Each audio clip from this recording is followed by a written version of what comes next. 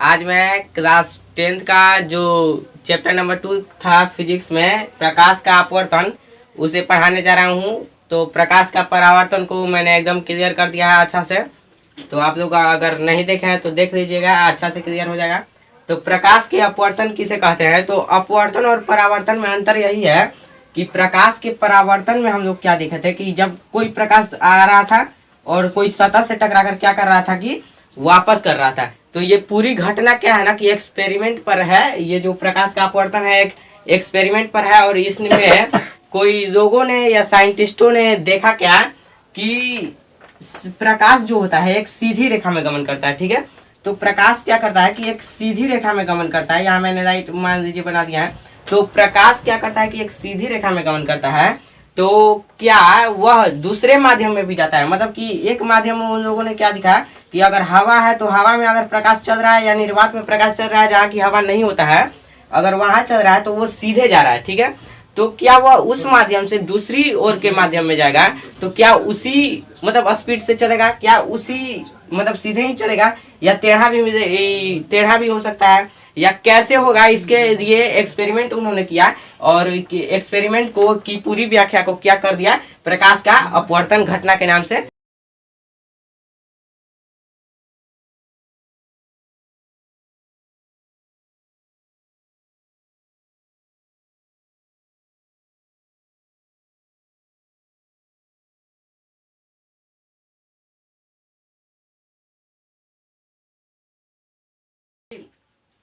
उन लोगों ने क्या किया ना कि एक मान लीजिए एक लाइट दिया और उसके पहले किरण दिया। तो ये क्या है, ये माध्यम जो है हवा है और हवा माध्यम में ये क्या कर रहा है कि एकदम सीधे चल रहा है। ठीक है, और सीधे चल रहा है और ये टकरा नहीं रहा है, किसी सतह से टकरा नहीं रहा है। ये क्या कर रहा है ना कि इसको छेद के अंदर चल जा रहा है। इसी को क्या कहते हैं अपवर्तन कहते हैं। ठीक है, तो इसमें क्या उन लोगों ने घटना में देखा कि एक लाइट को रखा और लाइट से जो एनर्जी मतलब कि प्रकाश जो आ रहा था, ऊर्जा आ रहा था, प्रकाश विद्युत चुम्बकीय ऊर्जा होता है, तरंग होता है। तो वो क्या किया ना कि किए कि एक हवा के माध्यम से उनके बीच में क्या कर दिया कि एक कांच रख दिया, मतलब कि एक शीशे की परत रख दी और शीशा क्या हो गया, हवा से कम हो गया, मतलब हवा से के माध्यम से वो अलग माध्यम हो गया, अलग रास्ता हो गया।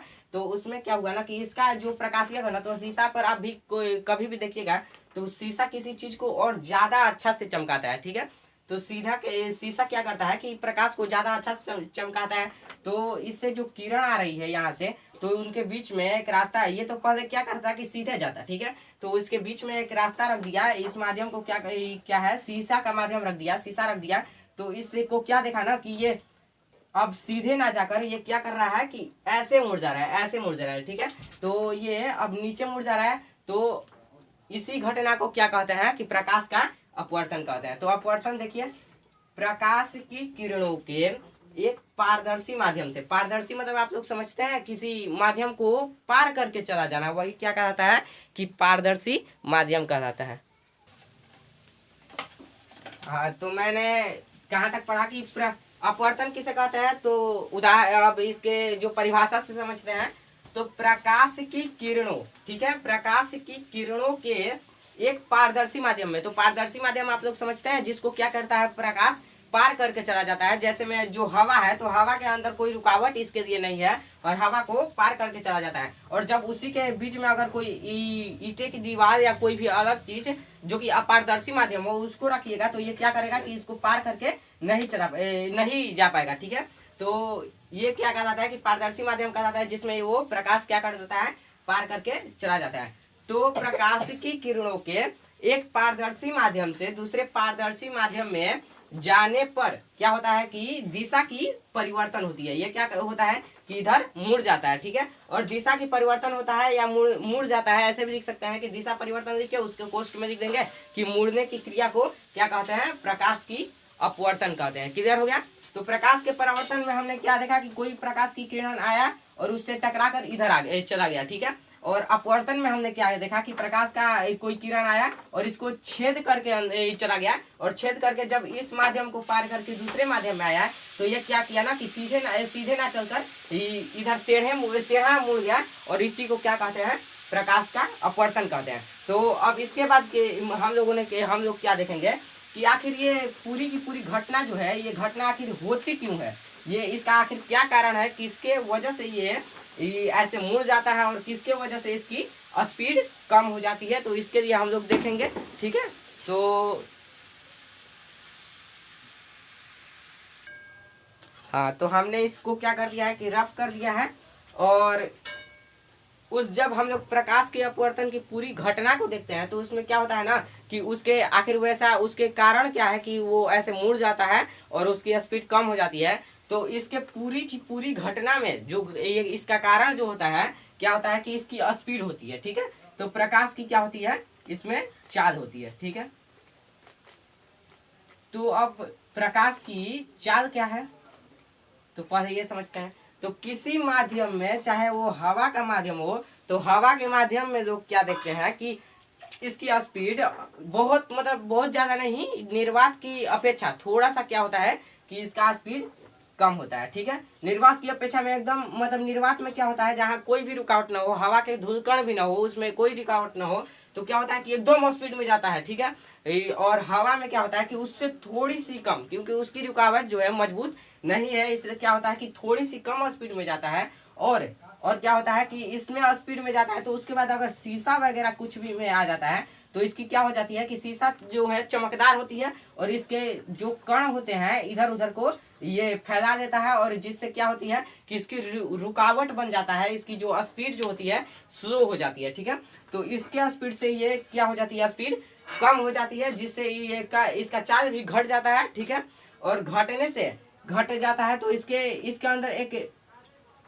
एक ऊर्जा, इसके अंदर एक क्षमता होती है। ठीक है, इसका अंदर क्षमता क्या होती है कि अपवर्तनांक, क्या करता है ना कि जब इससे अगर इसका ये जो है स्लो माध्यम है, आपको समझ में आ रही है ये मेरी बात, तो ये क्या है कि स्लो माध्यम है, तो स्लो माध्यम में क्या कहेंगे हम लोग, विरल माध्यम। ठीक है, विरल माध्यम कहेंगे। और ये क्या है, इसके अंदर बहुत सारे मान लीजिए कचरा है। ठीक है, तो इस कचरे को क्या हम लोग मानेंगे, सघन, कि बहुत ज्यादा इसके अंदर ये मौजूद है कण, जो कि इसे विरोध कर रहा है, इसका स्पीड को कम भी कर रहा है। तो विरल से जब कोई प्रकाश सघन माध्यम में जाता है तो क्या करता है ना कि वो अभिलंब के ओर मुड़ जाता है। कि ये क्या कर रहा है कि इसके अंदर ढेरे लोग हैं, इनको छेकने वाले लोग हैं, तो इनको छीनने वाले लोग हैं, तो प्रकाश को क्या कर रहे हैं कि यह अपने ओर अभिलंब, इनका अभिलंब जो है नॉर्मल जो है, ये नॉर्मल अभिलंब एक छोटे से ऐसे ऐसे करके हम लोग दर्शा देते हैं। तो वही क्या अभिलंब जो है, अगर इसके ऊपर से ऐसे जाएगा प्रकाश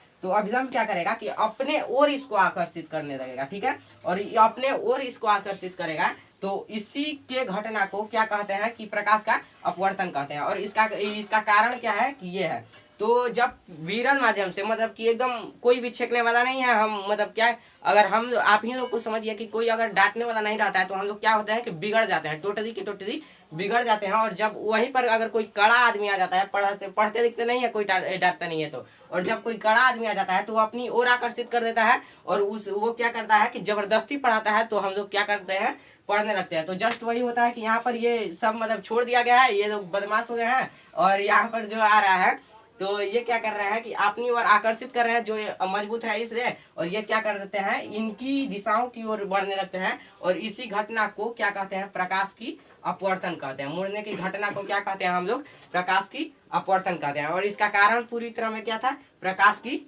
चाल थी। क्लियर?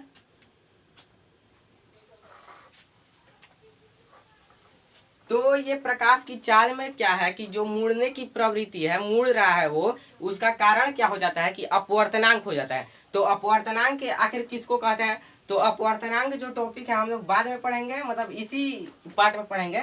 तो अपवर्तनांक में जो टॉपिक है उसको हम लोग बाद में पढ़ेंगे। उससे पहले हम लोग क्या पढ़ते हैं कि उसके नियम को पढ़ते हैं, जिस नियम के अनुसार ये क्या हो रहा है, ये अपवर्तन की पूरी घटना हो रही है, उसके नियम को पढ़ेंगे कि किस नियम के को फॉलो करते हुए वो वैसा घटना हो रहा है। तो प्रकाश के अपवर्तन के क्या है कि दो नियम है। जैसे प्रकाश के परावर्तन के दो नियम थे कि आपतित किरण परावर्तित किरण के बराबर होता है, और क्या होता है कि आपतित किरण, परावर्तित किरण तथा आपतन बिंदु पर डाला गया विभव क्या तीनों एक ही समतल में होता है। जस्ट वैसे ही इसमें क्या होता है कि इसकी भी दो नियमें होती हैं, और उसकी दो नियमें क्या होती हैं कि उसके दो नियमें, हाँ, तो इसकी दो नियमें क्या थी कि इसमें भी दो नियम है कि आपतित किरण, आपतन बिंदु और अभिलंब और अपवर्तित किरण तीनों एक ही समतल में होती है। इसकी भी फर्स्ट जो पॉइंट है इसकी भी किसकी तरह है, जस्ट परावर्तन के नियम की तरह है। इसमें क्या होता है कि इसमें क्या होता है, इसमें भी आपतित किरण ही होता है, लेकिन यहाँ पर परावर्तित किरण की जगह क्या हो जाता है, अपवर्तित किरण हो जाता है। ठीक है, तो ये जो प्रकाश की अपवर्तन की पहली नियम है कि आपतित किरण, अपवर्तित किरण, परावर्तित किरण के जगह पर हो जाता है अपवर्तित किरण, और ठीक है आपतन बिंदु पर डाला गया अभिलंब, तीनों क्या होता है कि एक ही समतल में होता है। और इसके जो दूसरा नियम है, दूसरा नियम में ये जो प्रकाश के परावर्तन में था कि कोण आई बराबर होता है किसके, कोण आर के मतलब कि आपतित किरण बराबर होता है किसके, परावर्तन कोण के, आपतित किरण कोण परावर्तन कोण के बराबर होता है। तो इसका दूसरे नियम में क्या हो जाता है कि ये दूसरा नियम चेंज हो जाता है। पहला नियम जस्ट प्रकाश के परावर्तन जैसा है, तो उसको याद करने में कोई मुश्किल वाली बात नहीं होगी। तो दूसरा नियम क्या है कि किन्हीं दो माध्यमों के लिए, ठीक है, किन्हीं दो माध्यमों के लिए, हवा और पानी या कांच कोई भी, ठीक है, किन्हीं दो माध्यमों के लिए प्रकाश के किसी विशेष रंग के लिए, या उजला रंग हो गया या रेड रंग हो गया, कोई भी, ठीक है, तो प्रकाश के किसी भी विशेष रंग के लिए, विशेष रंग के लिए क्या होता है कि आपतन कोण की जया और अपवर्तन कोण की जया का, अपवर्तन कोण की जया क्या होता है कि एक नियतांक होता है। मतलब कि बोलना क्या चाह रहा है कि ये कि किन्हीं दो माध्यमों में, हवा और पानी दोनों माध्यमों में इसकी क्या होती है, जया क्या होती है, इसकी जो स्पीड तो कम हो जाती है, ठीक है, और अपवर्तन के हिसाब से कि स्पीड तो कम हो जाती है और इस ये अभिलंब की ओर मुड़ जाती है। लेकिन इसके दूसरे नियम आखिर क्या है, नियम है कि इसका जो जया होता है, ठीक है, ये जया होता है कोई भी माध्यम में, एक माध्यम, दूसरा माध्यम, तीसरा माध्यम, कोई भी माध्यम में क्या होता है, यह एक नियतांक होता है। मतलब कि एक रहेगा इसके और इसके अंदर की, तो इसके अंदर भी एक रहेगा और कोई और भी अंदर की क्या होगा, तो वो नियतांक होगा। मतलब कि वो ना ही तो बढ़ेगा और ना ही क्या होगा कि घटेगा। किधर हो गया, तो प्रकाश के अपवर्तन के कितने नियम थे, तो दो नियम थे। प्रकाश के परावर्तन वाला पहला नियम है जिसमें आपके अपवर्तित किरण हो जा रहा है परावर्तित किरण की जगह, और प्रकाश के अपवर्तन का दूसरा नियम क्या है कि किन्हीं दो माध्यमों में, जैसे हम लोग प्रकाश के परावर्तन अपवर्तन की पूरी घटना को देखें तो उसमें क्या होता है कि जब दूसरे माध्यम में जाता है तो ऐसे मुड़ जाता है, ठीक है, ऐसे मुड़ जाता है और इसकी स्पीड भी क्या हो जाती है, थोड़ी रुकावट टाइप कम हो जाती है। तो इसमें क्या है ना कि इसका जो रंग की जया होती है, मतलब स्पीड नहीं है, इसकी जो जया होती है क्या होती है कि इसकी जया किसी भी मतलब दूसरे माध्यम में भी जया क्या होती है, एकदम नियत होती है, मतलब कि एकदम बराबर होती है, और इसी को क्या कहते हैं, प्रकाश की ये होती है दूसरी नियम। ठीक है,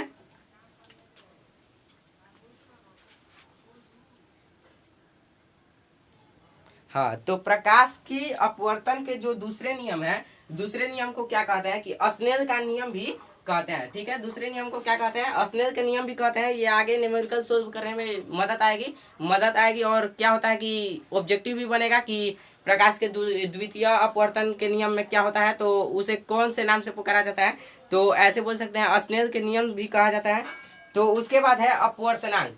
तो भैया आइए हम लोग पढ़ते हैं अपवर्तनांक किसे कहते हैं, अपवर्तनांक। इसके बाद उसके बाद पार्श्विक विस्थापन पढ़ेंगे।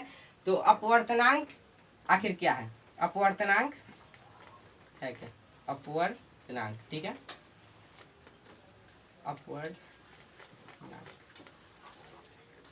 तो अपवर्तनांक क्या है कि हम लोगों ने प्रकाश के अपवर्तन की पूरी एक्सपेरिमेंटल ये घटना है, पूरी जो घटना है एक्सपेरिमेंटल है। तो इसमें प्रकाश के अपवर्तन को हमने क्या देखा कि जब दूसरे माध्यम में गया तो ये इधर मुड़ जा रहा है। ठीक है, तो इधर मुड़ने का कारण केवल प्रकाश की चाल ही नहीं है, इसके इधर मुड़ने का कारण क्या है कि अपवर्तनांक भी है। ठीक है, अपवर्तनांक भी इसका कारण है। मतलब कि अपवर्तनांक उसे कहते हैं कि किसी माध्यम में किसी आ रही किरण को अपनी ओर आकर्षित करने की उसके अंदर कितनी क्षमता है, उस क्षमता को ही क्या कहते हैं, अपवर्तनांक कहते हैं। लेकिन अपवर्तनांक का अगर हम लोग एग्जाम में अगर इसका परिभाषा लिखेंगे तो हम लोग इस ऐसा बिल्कुल भी नहीं लिखेंगे कि किसी माध्यम में आकर किसी माध्यम में उसे किसी प्रकाश की किरण को खींचने की जो क्षमता है उसी को प्रकाश का अपवर्तनांक कहते हैं। तो ऐसा बिल्कुल नहीं लिखेंगे, क्योंकि नियतांक का जो होता है कोई परिभाषा नहीं होता है, और मैंने इसको केवल समझाने के लिए ये बात कही है। लेकिन ये बात जो है सही है। ठीक है, यही होगा बात कि जब कोई होती है तो किसी माध्यम में प्रकाश की खींचने की जो क्षमता होती है उसी को क्या कहते हैं, प्रकाश के अपवर्तनांक कहते हैं। तो अपवर्तनांक जो होता है एक नियतांक होता है, ठीक है। तो नियतांक इसका क्या है कि अपवर्तनांक किसे कहते हैं, तो शून्य में प्रकाश की चाल, ठीक है, शून्य में प्रकाश की चाल, ठीक है, सी, और उस माध्यम में प्रकाश की चाल सी एन। मतलब आपको समझ में आ रहा है, चाल मतलब कि स्पीड। तो इसमें प्रकाश की चाल क्या है, मान लीजिए ज्यादा है, ठीक है, 3 है, ठीक है।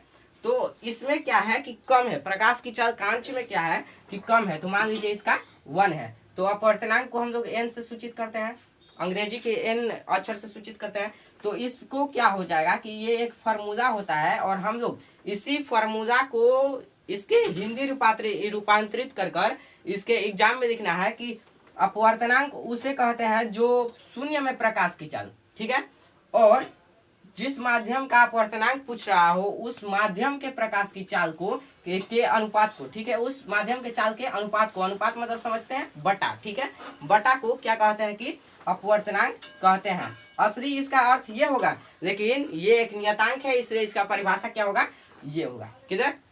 तो अगर हम लोगों को इसका अपवर्तनांक निकालना हो, मान लीजिए कि इसका 4 है, ठीक है, क्लियर, बहुत आसान हो जाएगा ऐसे। तो इसका अपवर्तनांक मान लीजिए 4 है, एक्चुअल में इसका हवा का जो अपवर्तनांक है 4 नहीं है, मैंने केवल ऐसे ही मानने के लिए दे रहा हूँ। तो इसका अपवर्तनांक मान लीजिए 4 है, और इसका कांच का अपवर्तनांक क्या है, इससे 2 है। अपवर्तनांक मतलब समझ रहे हैं कि स्पीड क्या है इसमें कम है, इसके अपेक्षा इसमें स्पीड क्या है, कम है। तो इसमें 4 है और इसमें 2, तो इसका अपवर्तनांक अगर निकालना होगा तो 4 शून्य में प्रकाश की चाल, तो शून्य में प्रकाश की चाल मतलब कि निर्वात में, ठीक है, तो हवा वाली नहीं निर्वात वाली देने हैं, तो कम से कम 3 लाख होती है उसका निर्वात में प्रकाश की चाल, तो इसका 4 दे देंगे, ठीक है।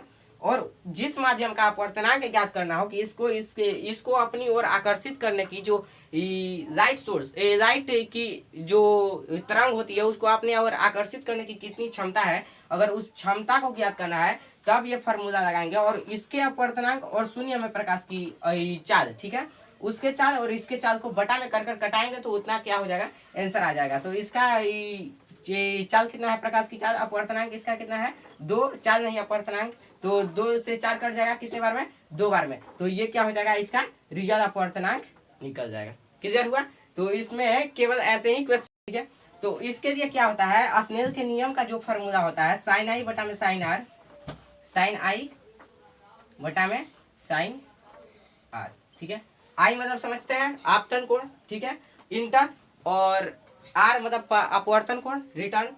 तो साइन आई बटा में साइन आर, तो साइन आई, साइन का मान कितना है 40 डिग्री, तो साइन 40 डिग्री का तो सॉरी मान नहीं होता है ऐसे, तो साइन के हिसाब से ही जब क्वेश्चन आएगा तो उसके मान के हिसाब से ही आएगा। कि मैथ में जैसे हम लोग पढ़े थे ट्रिगोनोमेट्री में कि इसका मान एक निश्चित होता है, जैसे साइन 90 डिग्री का मान होता है, साइन 45 डिग्री का मान होता है, और इसके अगर 15 का मान निकालना हो तो इसके लिए दूसरी घटना होती है, उसका रूपांतरित हो जाता है। तो मैंने अपने वीडियो में ये बता दिया है मैथ के ट्रिगोनोमेट्री के चैप्टर में, ठीक है। तो आ रहे हैं हम इसके साइन 90 डिग्री और साइन आर कितना है, मान लीजिए 30 डिग्री है, ठीक है। तो इसका अगर एन पूछ लिया, अपवर्तनांक पूछ लिया कि जो है अपवर्तन कोण कितना है 90 डिग्री, और सॉरी आपतन कोण कितना है 90 डिग्री, और अपवर्तन कोण कितना है 30 डिग्री, तो इसका अपवर्तनांक ज्ञात कीजिए। तो इसमें एक बात ध्यान रखिएगा कि अपवर्तन कोण जो होता है आपतन कोण के कभी भी प्रकाश के अपवर्तन में ये दोनों बराबर नहीं होता है, ठीक है। तो इसका अपवर्तनांक क्या हो जाएगा, साइन आई बटा में साइन आर। इसके 2 नियम होते हैं, इसके जो होता है ये भी कनेक्ट हो जाता है अगर ऐसा क्वेश्चन पूछे तो, और अगर वैसा क्वेश्चन पूछे कि शून्य कोई प्रकाश की चाल के उसके किसी और माध्यम के अपवर्तनांक को ज्ञात करना हो तब अगर ऐसा क्वेश्चन आएगा, और अगर ऐसा क्वेश्चन आएगा तो ये फॉर्मूला यूज होगा। तो साइन आई बटा में साइन आर कैसे हो जाएगा, तो साइन 90 डिग्री का मान रख देना है और फिर साइन 30 डिग्री का मान रख देना है, और उसके बराबर जो आंसर आएगा वही क्या हो जाएगा, इसका अपवर्तनांक हो जाएगा। किधर ऐसा क्वेश्चन में आ सकता है, एग्जाम में भी आ सकता है, कोई मतलब दिक्कत वाली बात नहीं है।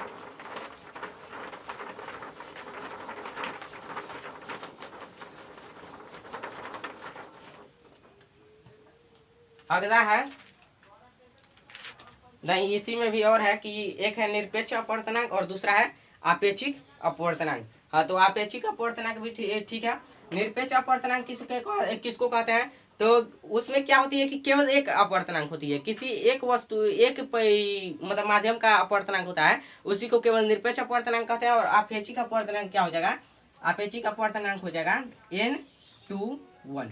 जैसे यहाँ समझ लीजिए हम लोग का ये माध्यम 2 है, ठीक है, कांच हो गया, और ये पानी भरा हुआ है इसके अंदर, माध्यम ये क्या है?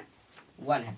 तो ये क्या हो जाएगा? ये क्या हो जाएगा? आप निरपेक्ष अपवर्तनांक, और ये भी क्या हो जाएगा? निरपेक्ष अपवर्तनांक, क्योंकि ये दोनों क्या है? अकेला है, ठीक है। तो इसका आपेक्षिक अपवर्तनांक क्या हो जाएगा? क्या हो जाएगा? n2 और 1, n2 1, ठीक है। अगर 1 ये आगे रहता तो n1 2 बराबर कितना हो जाएगा? n2 बटे n1। ये भी एक मतलब सेम, इसका भी परिभाषा वही हो जाएगा कि आपेक्षिक अपवर्तनांकों के अनुपात को क्या कहते हैं? सॉरी, निरपेक्ष अपवर्तनांकों के अनुपात को क्या कहते हैं? आपेक्षिक अपवर्तनांक कहते हैं। क्लियर? ऐसा भी न्यूमेरिकल में इसमें आ सकता है कि माध्यम 2 और माध्यम 1 के आपेक्षिक अपवर्तनांक ज्ञात कीजिए, तो उसमें ये फॉर्मूला ज्ञात निकल जाएगा। क्लियर? आगे बढ़ते हैं। तो आगे है पार्श्विक विस्थापन।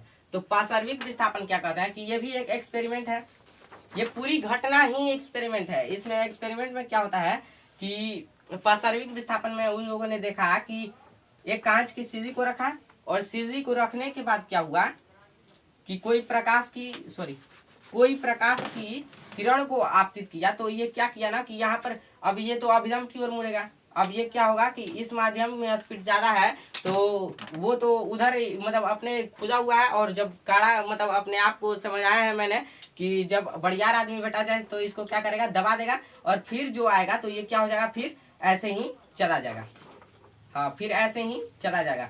तो फिर उन्होंने देखा क्या कि इसके लिए इतना अभिलंब मतलब नॉर्मली खींच दिया कि इसके हाइट नापने के लिए कि कितना तक हुआ है, और यहाँ पर ऐसे कर दिया। तो उन लोगों ने देखा क्या कि इतना का 3 सेंटीमीटर है, तो इतना का भी 3 सेंटीमीटर है। मेरा ये चपक गया है, लेकिन इसका भी क्या है? 3 सेंटीमीटर है। इतना उन लोगों ने देखा, तो इसी को क्या कर दिया कि पार्श्विक विस्थापन कर दिया। मतलब कि ये एक्सपेरिमेंट में वो समझाना क्या चाहता है कि कोई भी जब प्रकाश की अपवर्तन की घटना होती है किसी और माध्यम से दूसरे माध्यम में, तो वो फिर रिटर्निंग वापस उसी दूसरे रास्ते में जाती है। तो क्या करती है कि उस दोनों के बीच की जो दूरी जो होती है, मतलब ये 3 सेंटीमीटर है, तो इसकी भी दूरी क्या होगी? 3 सेंटीमीटर होगी। मतलब कि ये दोनों क्या होता है? बराबर होता है, और इसी को क्या कहते हैं? पार्श्विक विस्थापन कहते हैं। तो आपको क्या करना है मैंने समझा दिया है, और जो एग्जाम में अगर ऐसा क्वेश्चन आ जाए तो आपको क्या करना है ना कि इसका परिभाषा लिखना है। इसका परिभाषा क्या हो जाएगा पार्श्विक विस्थापन का कि आपतित, ठीक, आपतित किरण और निर्गत किरण, ठीक है, आपतित किरण और निर्गत किरण के बीच के लंबवत दूरी को, ठीक है, ये लंबवत दूरी को क्या कहते हैं? पार्श्विक विस्थापन कहते हैं। किधर? ऐसा आप लोग डायग्राम बनाकर बार बार ऐसे ऐसे कीजिएगा, समझ में आ जाएगा ऑटोमेटिकली कि पार्श्विक विस्थापन किसे कहते हैं। तो आपतित किरण और निर्गत किरण के बीच के लंबवत दूरी को क्या कहते हैं? पार्श्विक विस्थापन कहते हैं। जैसे मैंने यहाँ किया, और इसके बीच की जो इतनी दूरी है, इसी को क्या कह देंगे हम लोग? पार्श्विक विस्थापन कह देंगे। क्लियर हो गया? पार्श्विक विस्थापन का कोई मतलब फॉर्मूला टाइप नहीं होता है। हाँ, तो एक बात जरूर याद रखिएगा कि जो स्नेल का नियम है, मतलब कि प्रकाश के अपवर्तन की घटना की दूसरी जो नियम है, उसका कनेक्शन किससे है? तो अपवर्तनांक से इसका क्या है? कनेक्शन है। दोनों एक क्या होता है? नियतांक होता है। किधर हुआ?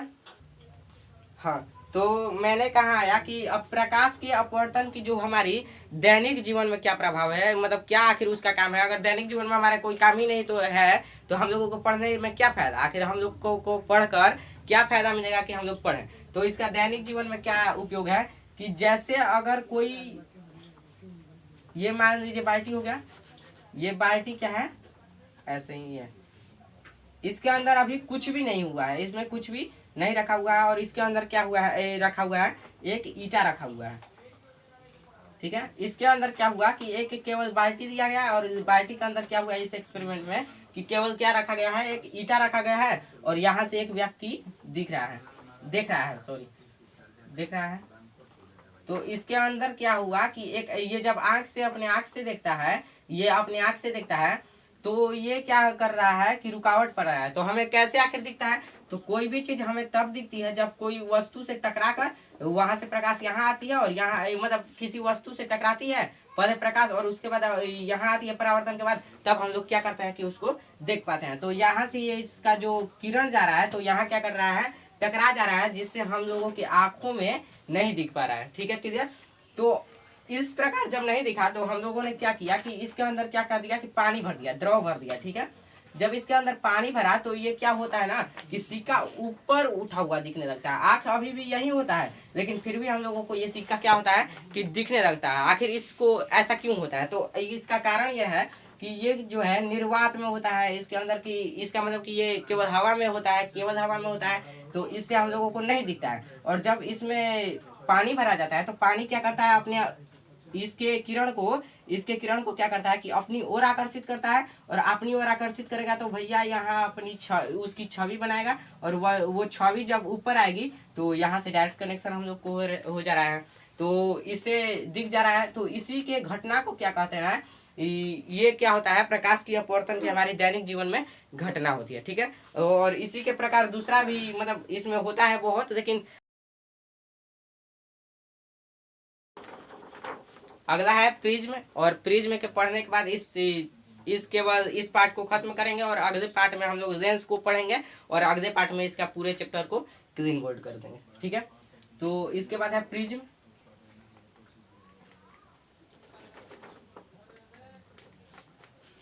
प्रिज्म तो भैया प्रिज्म किसे कहते हैं, तो ये प्रिज्म जो होता है ना, हम लोग प्रिज्म जो होता है, पहले आपको हम घटना बता दे रहे हैं कि इसका आखिर क्या काम है। तो प्रिज्म जो होता है हम लोगों को, जैसे हम लोग इंद्रधनुष देखते हैं, इंद्रधनुष आपको पता होगा, इंद्रधनुष आपको पता होगा कि जिसमें 7 रंग होता है, और ये अधिकतर जो होता है पानी बरसने के बाद, मतलब कि जो वर्षा होती है वर्षा के बाद जस्ट बाद ये दिखता है। तो इस घटना को भी हम लोग समझेंगे कि आखिर ये जो होती है वर्षा होने के बाद जस्ट बाद ये आखिर ऐसा होता क्यों है। ठीक है, हाँ, तो वो प्रिज्म का जो कार्य है वो हम लोगों के इंद्रधनुष को सिंपली उसको आखिर इंद्रधनुष के कारण को बताने के लिए, किसके चलते वो इंद्रधनुष उत्पन्न होता है, उसके लिए क्या होता है, प्रिज्म को हम लोगों को पढ़ना पड़ता है। तो प्रिज्म क्या है भैया, तो ये दो पारदर्शी, दो क्या होता है, समतल पृष्ठ, जब दो समतल पृष्ठ को किसी कोण पर झुके, जैसे ये 90 डिग्री के एंगल पर झुका हुआ है। ठीक है, 90 डिग्री के एंगल, कोई भी कोण चाहे वो कितने डिग्री के भाई कोण भी हो, तो किसी कोण पे झुके, जब दो समतल पृष्ठ झुकते हैं तो वो क्या होता है कि एक प्रिज्म का निर्माण होता है। और इस झुकने से, ठीक है, और झुकने से जब आप ही बताइए कि यहाँ जब दो शीशा आएगा तो इसके अंदर क्या हो गया, शीशा वाली माध्यम हो गई, यहाँ मतलब शीशा माध्यम हो गया, यहाँ क्या हो गया, हवा माध्यम हो गया, तो ये ऐसे माध्यम हो गया, तो इसको क्या कहते हैं, ये प्रिज्म हो गया। ये क्या हो गया, एक यंत्र हो गया जो कि प्रकाश के अपवर्तन करता है। और इसके अंदर क्या है, इसके अंदर भी कुछ पद है, इसके अंदर पद क्या है मैं आपको समझा देता हूँ कि इस दोनों को क्या कहते हैं, अपवर्तक पृष्ठ। अपवर्तक पृष्ठ मतलब समझ में आ गया, जिससे क्या होता है, आपतन किरण आता है और उसके बाद इसी के कारण क्या होता है, ये अपवर्तन होता है, ऐसे होता है, अपवर्तन होता है इसी के कारण, और इसी को क्या कहते हैं, अपवर्तक पृष्ठ कहते हैं। और उसके बाद है प्रिज्म का अपवर्तक कोण। ठीक है, तो अपवर्तक कोण किसे कहते हैं, तो इसमें जो इसके अंदर जो कोण बनता है इसी को प्रिज्म का अपवर्तक कोण कहते हैं, या इसे प्रिज्म का कोण भी कह सकते हैं। और ये जो ऐसे करके ये आपस में, ठीक है, मान लीजिए ऐसे है, ये टोपा टाइप ऐसा है, और ये क्या हो रहा है, एक आपस में यहाँ कोण पर, जिस कोण पर मिल रहा है इसे क्या कहेंगे, अपवर्तक कोण कहेंगे। क्लियर, ये क्या हो जाएगा, प्रिज्म का कोण हो जाएगा, अपवर्तक कोण हो जाएगा। और इसके जो अंदर जो होता है उसे कोण कहते हैं, और इसके अंदर ये जो ऐसे होता है ऐसे, तो इसके जो पृष्ठ होता है जिसके वजह से होता है ये अपवर्तन, तो उसको क्या कहते हैं, अपवर्तक पृष्ठ कहते हैं। क्लियर, तो इसके बाद क्या है कि इसमें अगर हम लोग साफ साफ देखें तो यहाँ पर जब एक प्रिज्म बनाया जाएगा, हम लोग ऐसे ही बना दे रहे हैं, लेकिन बुक में आपका प्रिज्म कुछ घर टाइप करके दिया हुआ है, तो इसमें अगर हम लोग ऐसे करते हैं, इसको अभिलंब लाया और उसके बाद ऐसे हल्का अभिलंब ये भी है, तो अभी हम ऐसे किया, तो इस काट को, ठीक है, इस काट को क्या कहेंगे, इसका प्रिज्म का मुख्य काट कहेंगे, जो कि क्या होता है, समबाहु त्रिभुज होता है। समबाहु आपको पता चलता है, जो कि तीनों भुजा क्या होती है, आपस में बराबर होती है, और इस त्रिभुज के तीनों कोणों का योग होता है 180। तो ये क्या हो जाता है 60 डिग्री 60 डिग्री 60 डिग्री। तो प्रिज्म के अपवर्तक कोण, मुख्य काट कितना का अपवर्तक कोण कितना हो जाएगा 60 डिग्री। अगर कोई भी ऑब्जेक्टिव क्वेश्चन में आ जाए कि प्रिज्म के मुख्य काट का जो कोण होता है कितना होता है, तो इसका होता है 60 डिग्री, 60 डिग्री किधर। और इसमें अब आइए देखते हैं कि इसमें जो होता है प्रिज्म में अपवर्तन कैसे होता है प्रकाश का। तो प्रिज्म में अपवर्तन इस प्रकार से होता है कि जब सूर्य प्रकाश का असली रंग कैसा होता है, तो व्हाइट होता है। आपको 3 या 4 लेसन में पढ़ने को वो मिलेगी। तो जैसे सूर्य का प्रकाश जो होता है, सूर्य का प्रकाश रियल में व्हाइट होता है, लेकिन जब ये प्रिज्म से टकराता है, तो प्रिज्म से टकराने के बाद इसका रियल प्रकाश, ये 7 रंगों की मिश्रण होती है, और इसका रियल प्रकाश क्या होता है, रियल रंग जो होता है, जो भी रंग हो वो क्या होता है, प्रिज्म से क्या होता है, क्लीन हो जाता है। इसका जो असली मुखौटा जो होता है, जैसे पुलिस लोग क्या करते हैं कि चोर को उसका असली मुखौटा बता देते हैं कि ये कौन सा है, तो और उसको क्या करते हैं कि हम लोग देख लेते हैं, ठीक है। तो जस्ट सूर्य प्रकाश या कोई भी व्हाइट रोशनी, ठीक है, कोई भी व्हाइट बल्ब से जब कोई प्रकाश प्रिज्म पे टकराती है, तो वो वहां क्या होती है, इसके अंदर अपवर्तन होता है, और अपवर्तन से इसकी रियल प्रकाश, मतलब कि इसके 7 रंगों में, ये टुकड़ों में विभाजित हो जाता है, 7 रंगों में विभाजित हो जाता है। और इसी के कारण सबसे ज्यादा अपवर्तन किसका होता है, इसके, तो इसका जो होता है नीला रंग इसका। हाँ, तो इसमें क्या होता है कि बेजानी पिनाला करके इसका कोई ट्रिक होता है, जिससे हम लोग 7 रंगों के, सूर्य के 7 रंगों के बारे में हम लोग पढ़ लेते हैं। तो इसमें क्या क्लियर हुआ कि इसमें जो होता है सबसे ज्यादा किस रंग का मतलब अपने आप में वायुमंडल में क्या होता है, सबसे ज्यादा किस रंग का। हाँ, तो इसमें क्या होता है अभी कर रहे हैं, तो ये नीला कलर का क्या होता है कि सबसे ज्यादा फैलाव होता है, और इसी नीला कलर की वजह से हम लोगों को, जो हम लोग वायुमंडल के अंदर रहते हैं, हम लोगों को पता है, आप लोगों को कि वायुमंडल होता है पृथ्वी के बाहर गोल तरफ से, तो वो वायुमंडल में क्या होता है कि ये नीला रंग का ज्यादातर फैलाव होता है, और सभी कणों में ये वितरित होकर क्या होते हैं कि ये सारे एक ऊपर कलर की जो होती है, नीले कलर की क्या होती है, ऊपर अंदर परत बना देती है, जिससे हम लोगों को क्या होता है, आसमान जो होता है, हम लोगों की आसमान जो होता है वो हम लोगों को नीला प्रतीत होने लगता है। किधर हुआ, तो और वही अगर कोई जो अंतरिक्ष में यात्री जो होते हैं, अंतरिक्ष में साइंटिस्ट लोग देखते हैं कि ये हम लोगों को आसमान जो होता है, उन लोगों को क्या होता है कि नीला के जगह काला दिखाता है। तो इसका कारण क्या है, तो इसका कारण यही है कि जो सूर्य के प्रकाश का यदि फैलाव होता है, और फैलाव के अपवर्तन से फैलाव होता है, और फैलाव के वजह से हमारे वायुमंडल में हम लोग जो अंदर रहते हैं, तो वो कलर को देख पाते हैं जो कि फैला हुआ है, ना कि हम लोग वो कलर को देखते हैं जो कि इसका आसमान का वास्तविक रंग होता है, ठीक है। तो किधर हुआ यहाँ तक, तो प्रिज्म में आपको समझ में आ गया कि तो इंद्रधनुष का निर्माण कैसे होता है। तो इंद्रधनुष का निर्माण होता है किससे, तो जब वर्षा होती है, वर्षा जो बादलों से होती है, वर्षा जो बादलों से होती है, तो बादलों से वर्षा होती है, तो कुछ जो धूलकण होती है ना, तो वो आसमान में ही हल्का हल्का लटके हुए होते हैं, ठीक है। और लटके होने की वजह से जो धूलकण का है, सॉरी, वर्षा का जो कण होता है, बूंद जो होता है पानी का, कुछ आसमान में ही होता है, मतलब कि आते रहता है। तो जिससे क्या होता है कि ये क्या करता है, प्रिज्म का ये जो बूंद होता है, पानी का जो बूंद होता है, वो क्या करता है, सूर्य के प्रकाश को प्रिज्म में जैसा व्यवहार करता है, और सूर्य के प्रकाश को भी क्या करता है, 7 रंगों में परिवर्तित करता है। और इसी 7 रंगों के परिवर्तित करने की वजह से क्या होता है, ये 7 रंग एक सारे जो बूंद लटके हुए हैं हवा में, सारे बूंदों में क्या होता है कि ये घटना होती है, और जिससे ये क्या होता है कि 7 रंगों, अलग अलग रंगों में ये क्या हो जाती है कि दिखने लगती है। तो